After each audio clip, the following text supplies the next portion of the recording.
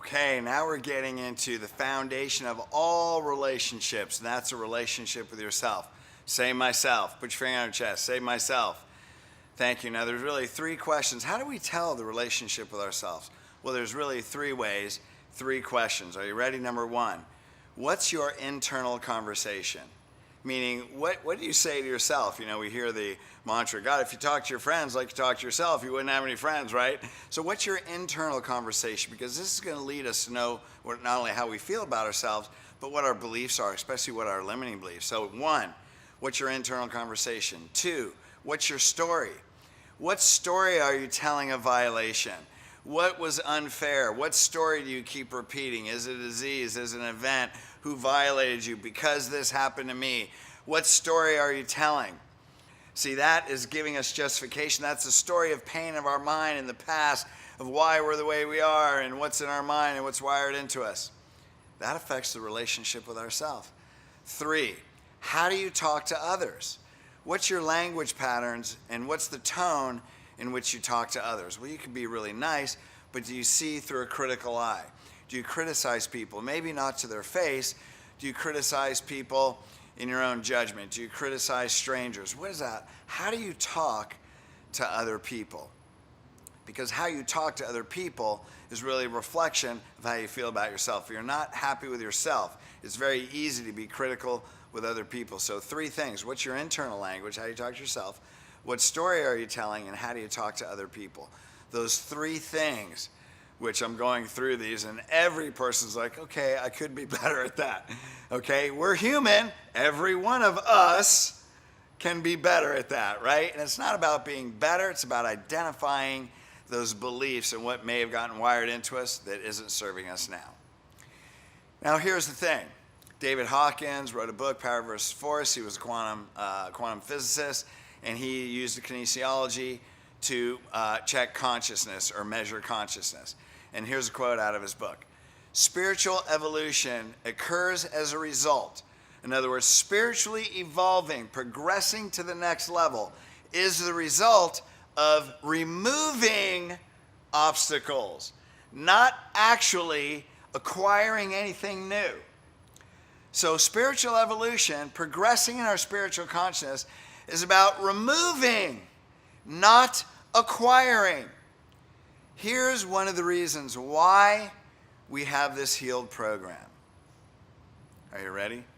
Traditional life coaching, it's always been empowerment coaching. Who do you have to become? Who do you have to become? You have to be this person, become. And what's that create? The whole self-improvement industry. We're creating a self-improvement industry hack. This is a self-improvement industry hack right now. It's not about becoming. It's about releasing what isn't true. Because if we look at what isn't true and we release that, we don't have to become anything. Why? Because our divinity is already created in perfection. There is no becoming. There's only releasing. It's like washing the mud off, washing the dirt off the light bulb. Is the light bulb any different? No. If you have a light bulb in the middle of high noon, how much light do you see if you're standing on your porch? If you have a light bulb at midnight, how much light do you see on your front porch? Is there any difference between noon and midnight? That's who we are. We just have to remove the obstacles. And that's the exercise we're going to go through now. So, hey, self-improvement industry hack. It's not about becoming, it's about removing. You know what? That takes all the pressure off, gang. You don't have to become anybody you're not. You already have the innate gifts to fulfill your soul purpose. It's just how you've judged them in the past. And that's in the other section. So, let's move on. Okay, now go right forehead and go whew. I don't have to become anything. I already am. How cool is that? I already see through the eyes of God. Now, is there anything I need to let go of? Being I'm seeing through the eyes of God, why am I dragging this big-ass anchor behind me? It's like, I see that and like, I don't need to drag that anymore. That's what this exercise is about. That's why honor God is first. Okay, you guys getting that now? You're getting the order. It's divinely ordered. So what I want you to do is, I want you to think, even though you're more powerful than you think, because this is where your limiting beliefs are in your mind. They're not in your spirit. I want you to think about what's your limiting beliefs. What's the primary thing that you think's holding you back? There's an underlying emotion that goes way back. Remember we did this exercise? Past, present, future. Let's go way back. There's an emotion that you adopted as a belief system. May have held you back. So let's go right now with behaviors. What's a behavior? What's the limiting belief you have? I want you to write that down. What's the primary emotion that you feel is holding you back? Well, if your thing is, hey, you know what? My dad abandoned me, and so what's that mean? I feel unloved. I feel unworthy. So what is that? Worthiness. I feel alone, right? What is that? It could be, I don't reach my goals. I feel powerless. What else? I mean, there's probably a whole slew of things. So anyway, the way your life works is your life is like links in a chain. Each link is an event in your life. Now, what traditional psychology does is they talk about the link. So at link number 37, I got a divorce, I had all this trauma. Let's talk about your divorce. Okay, yes, we can go back. But the problem is you could talk about link 37 all you want. The primary emotion that has driven the majority of links in that chain came back to the first link, the first one. You could talk about 37, 16, number 12, number 6, all you want, but it won't change the energy of that chain, and it typically won't change the progression of those successive links that you're still creating.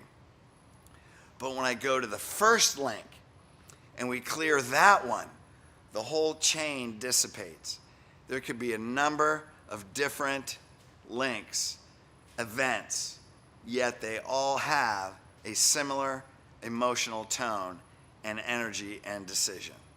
How about that? So what we're going to do is we're going to go back and we're going to find those links. Now guess what?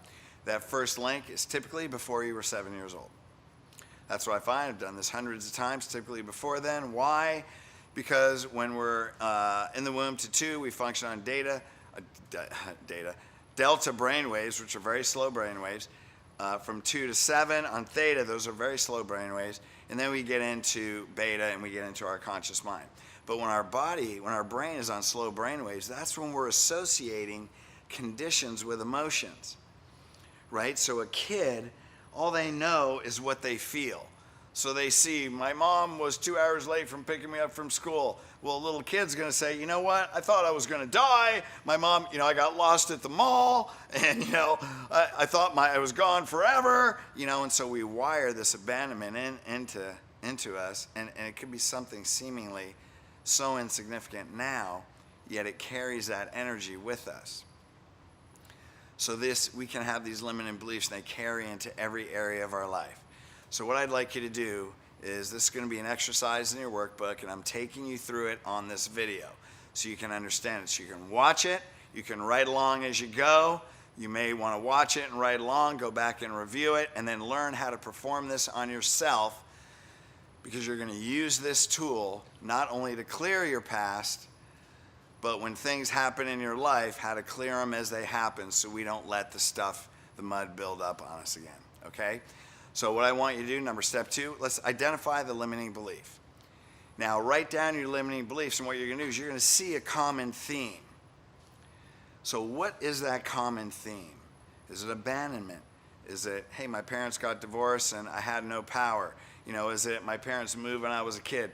So the problem is, when you're a kid, you're under your parents' rule. So there's so many times you feel powerless because you can't change their mind.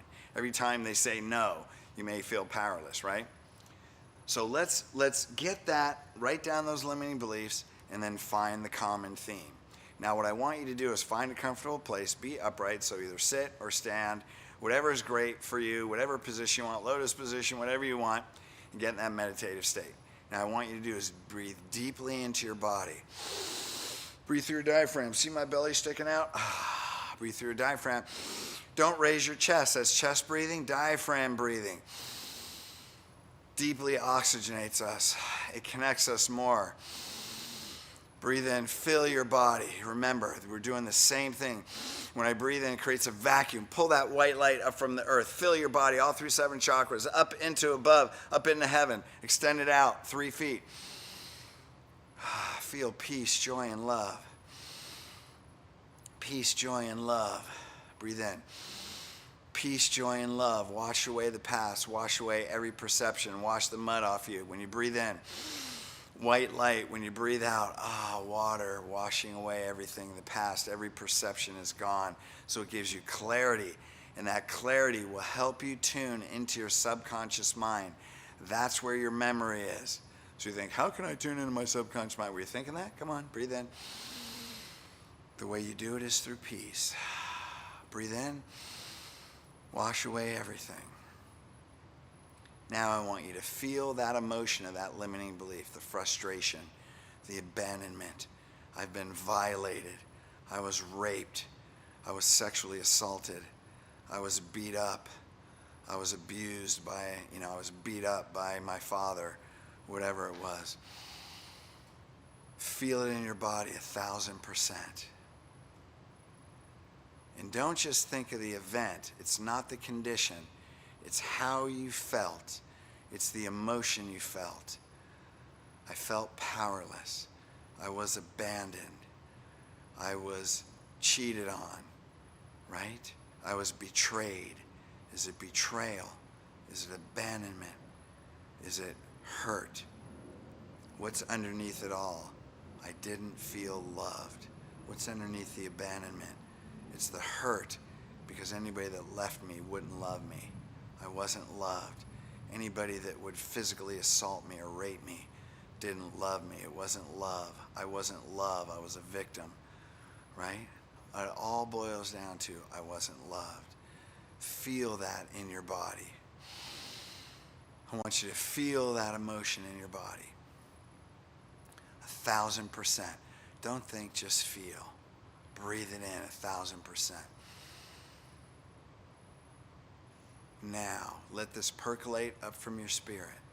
When was the first time, the very first time in your life you felt this feeling? Don't think, let it come up.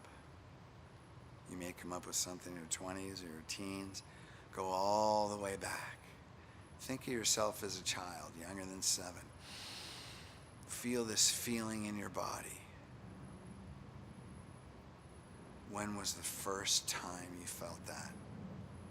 Don't think. Let it come up on its own. God will show you. Breathe in.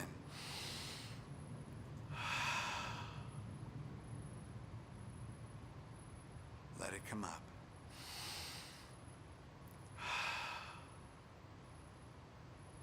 When it's there, don't worry if you don't feel it. Just pick the earliest feeling right now, because this could be like peeling an onion. Pick the earliest, whatever that experience is right now. Feel that emotion in your body. Put yourself at that age and feel that emotion in your body. Now look around you. What's happening? Why do you feel that way? What's happened? Now feel that emotion in your body. Okay? Now what I want you to do is I want you to be yourself at that time. I want you at that time, whether it's 2 or 3 or 8 or whatever age it is, be yourself at that time. Feel that pain. Now let you at that time get all that pain out. Get it out. Express it out. Right? It's like projectile vomiting. Blah! Get it out. You may have to yell. You may have to get on the floor. You may have to throw a tantrum. Be yourself at that time. Whatever you at that time has to do to get that out. You get that out right now. As if you just poured something in your body that is the grossest tasting, most disgusting thing, and you're going to puke it out. Everything you have right now, get it out. Yell, scream, swear, do whatever you want. Now, if you feel this and you have to vocalize now, scream in a pillow, right? Don't go outside. Your neighbors might think you're a freak, but scream in a pillow. Get it out. Run up and down. Do whatever you want. Physically, get it out. Be yourself at that time. Get it out more. Now louder. Get it out louder, yell louder, cry harder. All that pain, get it out of your body right now. Everything is poured out. Get it out. Do whatever it takes.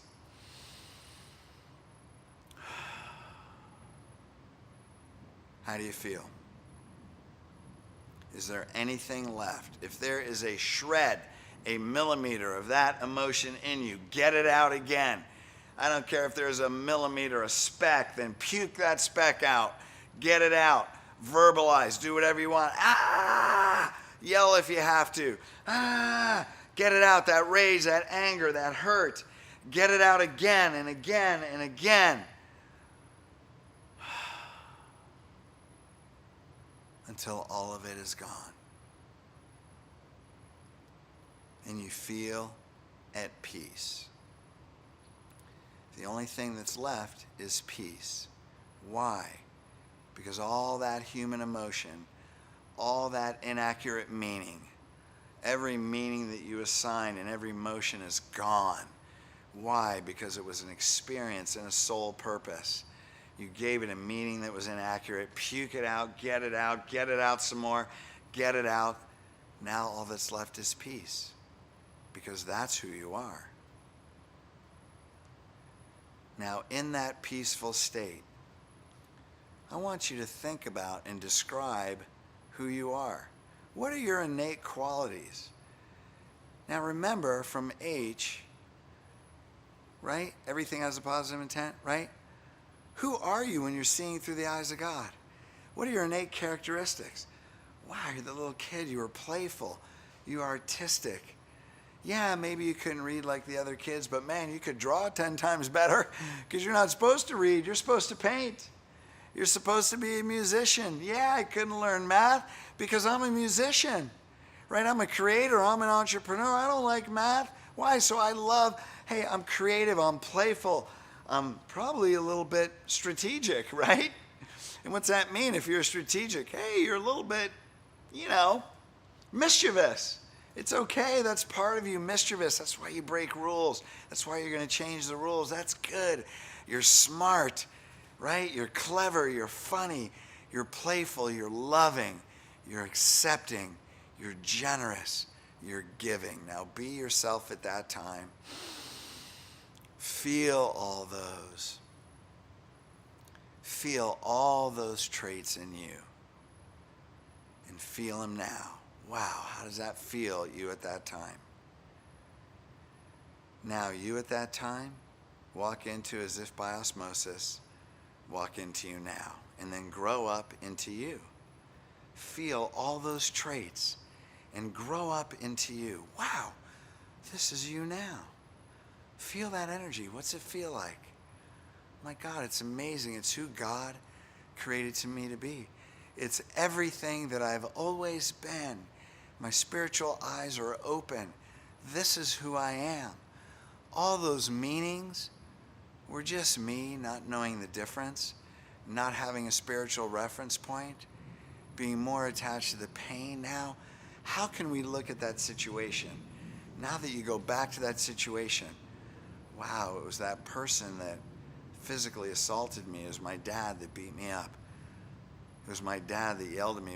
It was my mom or my parent that abandoned me. Imagine what it would take to abandon a child.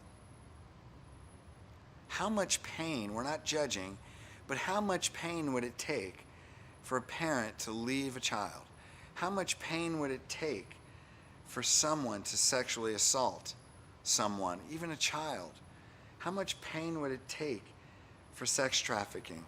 How much pain would it take to criticize others and tell them they're dumb or they're stupid? What pain would they have to feel? See, they're so stuck in their pain that they can't see or love you because they can't see or love themselves. Now that you see through the eyes of God, can you see that person is stuck in their humanity and they don't know their divinity? Can you see them with compassion? And when you can, then you can feel amazing about your divinity because you see with divine eyes. And now you can look back at all those experiences and change that meaning. If there's any experience that you're still holding emotion to, you can go back to that time, be that person, release it. Get that energy out, get it out, get it out, get it out, pour it out until you're at peace. Then I can look at that situation with a higher consciousness and say, now that I see through the eyes of God again, how can I look at those people, those conditions, or how I felt about myself? And I saw I was ignorant. I see I was ignorant to my divinity, which is okay. This is a journey to discovering ourselves. Now I can assign a new meaning. Now here's what we want to do. We want you to create new empowering beliefs. What are your new empowering beliefs? From abandonment, there's security. From abandonment, there's love. From rape, there's compassion. Right? From whatever it is, it all ends up in love. Why? Because that's who we are. So write those new limiting beliefs. Now what I'd like you to do is I'd like you to create 3 action steps that you're going to do daily. Hey, you know what? You become your habits. So what it is we're going to remind ourselves that we're that creative, playful, loving, mischievous, adventurous, intelligent, loving little child. So what are you going to do? You have to come up with these 3 things. Are they affirmations? And you're going to read them every day. What are you going to do for yourself is, you know what? I really do want to lose weight because I love myself. It's not about a diet, it's about a lifestyle. Forget the word diet, throw that out.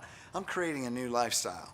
My lifestyle may include fitness, it may include making choices that are more aligned with my core values on eating. Hey, I love frickin' French fries, okay? I ate some burgers and fries this weekend. However, I don't live on French fries, but lots of mustard, man, ketchup, dude, sweet potato, I'm in. Double patty burger, grass-fed, right? We can be all about it, but I don't live like that. Is that okay? Not that living on burgers is bad. I'm just saying. Might want to eat some vegetables. However, what else do you want to do? 3 things is get a massage. How do I love myself? Now I want you to commit to those. I want you to write down, what are you going to do? What time are you going to do it? And exactly what you're going to do, and find an accountability partner and show them, this is what I'm going to do.